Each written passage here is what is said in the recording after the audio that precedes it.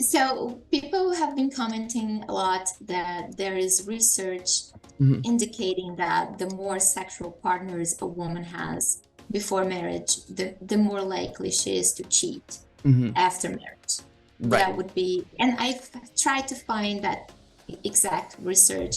I couldn't find like a good enough reference for that research. And also this idea that, biologically, a woman, and the more sexual partners she has, the harder it becomes for her to bond with someone long-term afterwards. So do you have any information on that? I do. Let me go ahead and get it in just a second. But in the meanwhile, I will say that the scientific research kind of says the opposite, surprising, but in a very weird way, right? It does not say that that promiscuity will lead to more cheating down the road. I have encountered some of that research, but unfortunately, there are a lot of political organizations whose sole purpose is to put out misinformation. And so they'll say, oh, we have this research it's just either bunk research, or it is not even linked to, right? So you can't even find it. You just have to trust their word on it. So what the research actually says is that it's not that it doesn't play a role. So it's not that, people who are more promiscuous are less likely to cheat or anything, but it says that people who value the connection and the depth of the connection are less likely to cheat. So, there's a lot of people out there in relationships, unfortunately, where they're just not talking about how unhappy they are and they're keeping it to themselves. So I think it becomes obvious when we realize that there's a lot of people doing that of course, those are probably going to be the people who are cheating. What I've found is that there tends to be what I call the 4 horsemen of promiscuity. So that would be emotional neglect. Hands down, that's where women are much more likely to cheat when you dig through, the piles of research that I have. When women don't feel like they're being loved, heard, or respected or cared about, or when they feel like the relationship is unequal, that is a huge, huge indicator that a woman is probably going to cheat. Sexual dissatisfaction is one that's overwhelmingly male.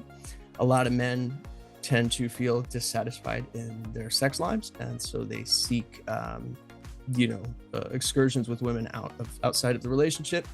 Then we can't neglect simple boredom.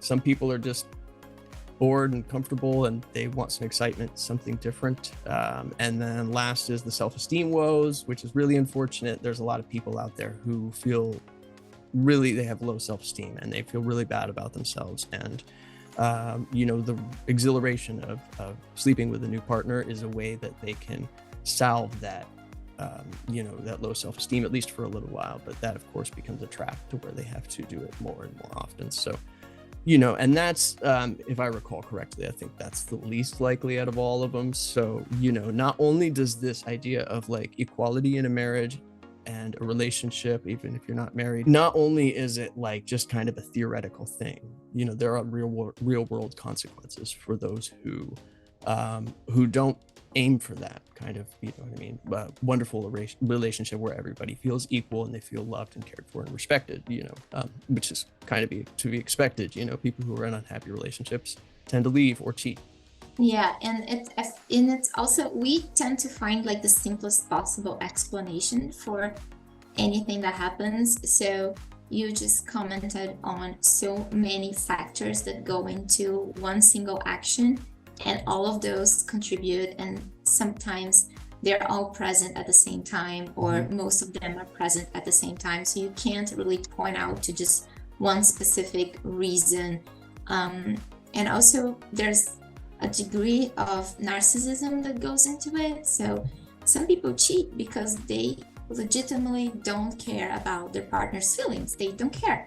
They don't care if they hurt someone else. So it's just there's a variety of reasons that can go into it.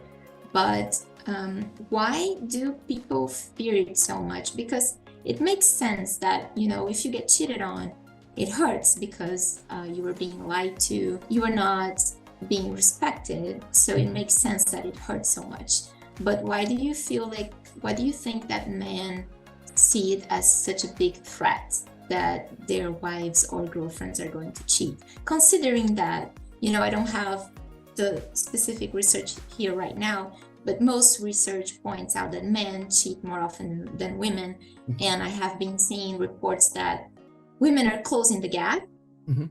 So it's getting more sort of even, Mm-hmm. but men still cheat more often than women. But why does that seems to be so much more of a threat to men than women?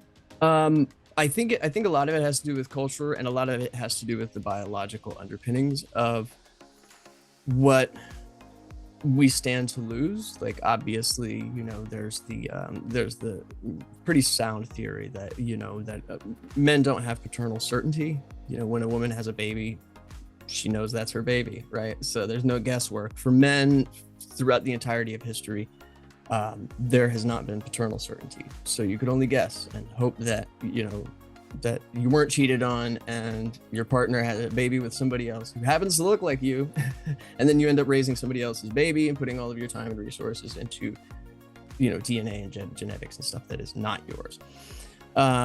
So I think there's that aspect. I think that plays a role, but I think it's overstated in the amount of fear that you see.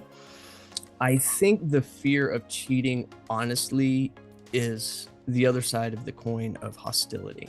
There's a lot of hostility too that goes along with this.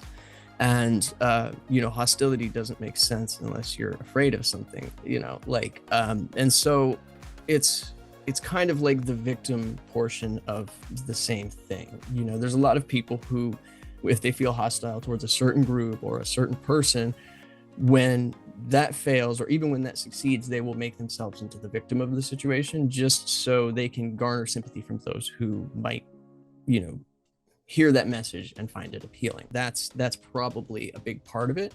As far as men versus women, I'm not really sure exactly why, except for maybe it's an internet phenomenon. That's a meme, right? Men are starting to feel that sense of betrayal, that women are out to cheat on them. And you hear it in other things too, right? They'll say like,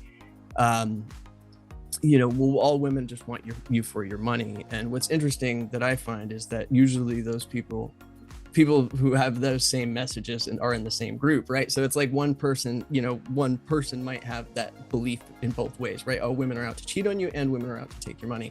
And then I find that interesting when you pair that with the research that says that that looking at the world that way is more likely to make women very unhappy and not feel equal, and the relationship feels like a transaction, versus actually feeling respected and like the person cares about you. So like you start to add all of these elements up, and you can get kind of a description of a type of person, somebody who believes that relationships are transactional, that money and status are what attracts women, and also simultaneously women are just absolutely promiscuous and they're very prone to cheating, right? So it almost seems like you're creating your own problems, I think, when you believe those sorts of things. It also works as a shield against disappointment, because if you were disappointed in love a couple of times, it's easier to believe that women are out to get you, or like women can't be trusted, or men, because we see bitter women all the time complaining that men are immature, or men are this, or men are that. And it's a lot easier to blame an entire gender than to accept the fact that maybe you were unlucky, or maybe that you have some work to do on yourself, or maybe it's not your fault at all. Like I said, perhaps you were unlucky, because we have this romanticized idea that we are owed, like there's a soulmate for all of us out there, and we're going to find them, we're going to be happy, and life is just going to be like a fairy tale of sorts. We romanticize life a lot, and when that doesn't happen, it can be it can be reassuring to believe that something is wrong with society or the other gender, and not that's the nature of life, to be disappointed. I think I don't want to be pessimistic. I'm actually more optimistic than that. I believe that you can create a happy life and you can be resilient.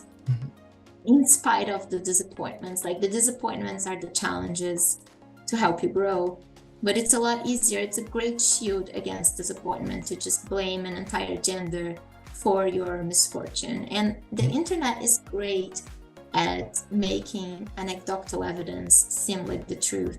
So you can cherry pick so many stories of the worst things women do to men, and you can make that seem like the rule. And you can also pick, you've seen that around. You see people screenshot messages from Tinder, and then you see like the worst kinds of messages that men send to women or women send to men, and you can put that online and you just make a collection of it, and you can make it seem like it's the rule, but when you really think about it, that is anecdotal evidence and not necessarily like representative of how people are.